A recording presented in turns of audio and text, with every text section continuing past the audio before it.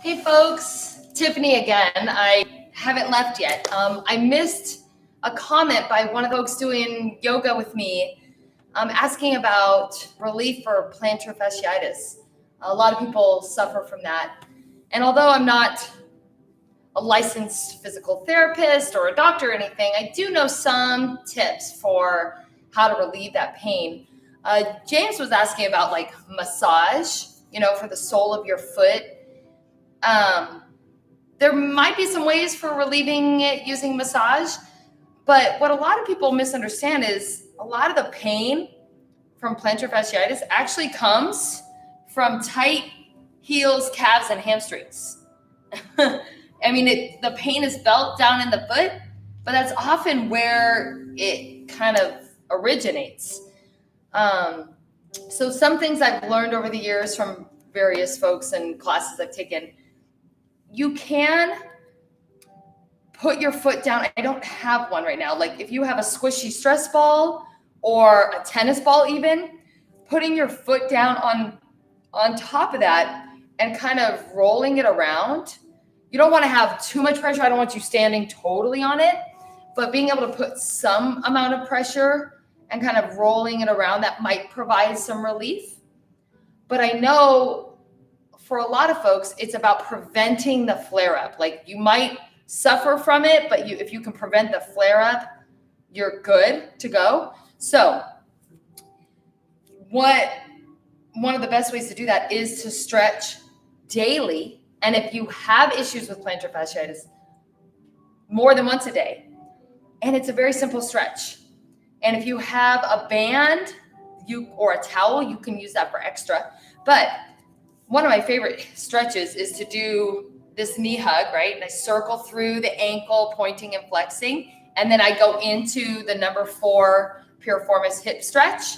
And this stretches all the way through here, which helps relieve sciatica, which can also help relieve pain down into the legs and foot. Holding for like at least 30 seconds at a time.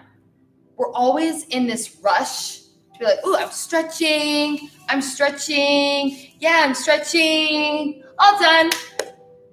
No, like your muscles take at least 20 seconds to stop freaking out and to lengthen, right? So you feel that initial like, oh, wow, I'm kind of tight here. Or, oh, my muscles are talking to me a little bit.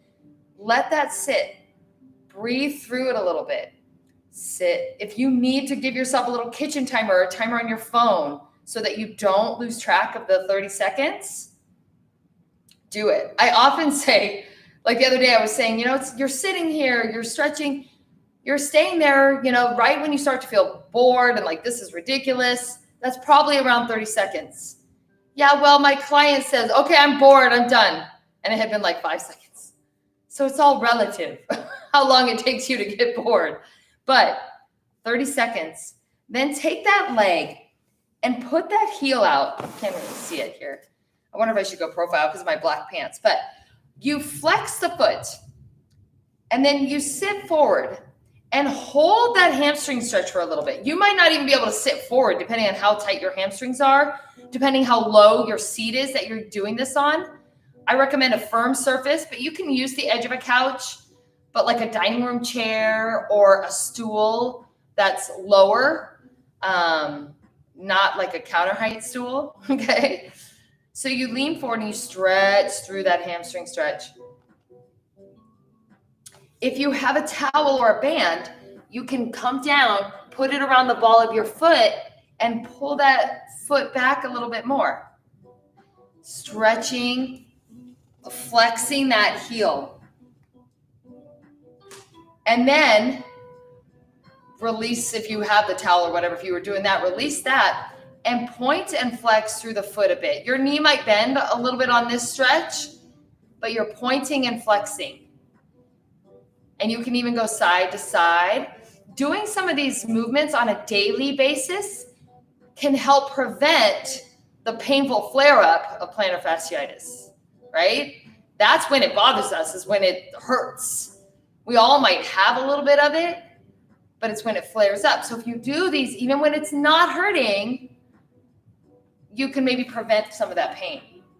But if you are having a flare up, still stretching is good, but also maybe doing a little pressure point work on the bottom of the foot. Really, that just relieves some of that tension that is trapped up in here. So keeping some flexibility with your hamstrings and your hips is really key. So I hope that helps. I hope James sees this video. Thank you for the comment. I'm sorry I missed it while I was in class. But if you have any more questions, email me or catch me next weekend, and hopefully you can use some of those tips if you didn't already know them. All right, take care, everybody.